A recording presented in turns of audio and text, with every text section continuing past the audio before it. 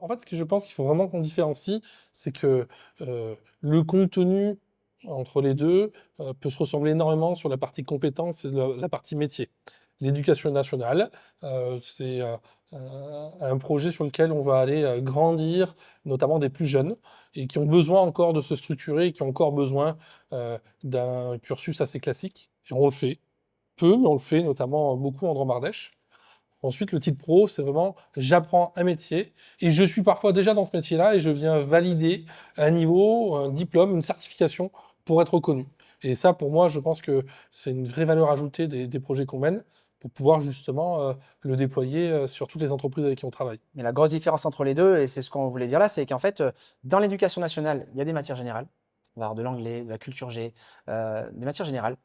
Et sur un titre pro, il n'y en a pas. On n'est que sur l'intitulé du métier. Et chez nous, réellement, sur la matière professionnelle, si on peut le dire comme ça va souvent être carrément les mêmes formateurs et formatrices, parfois même la même utilisation en termes d'outils de Oui, bouquins, oui, oui. si je peux le dire comme ça. Et je vais prendre un exemple. En fait, le BTS MCO de l'éducation nationale, bah, en face, on va avoir le titre pro, assistant manager d'unité marchande, suivi du manager d'unité marchande. Et en fait, en 2 ans, on va également avoir un niveau similaire en bac+2 avec franchement la compétence professionnelle qui est quasiment la même.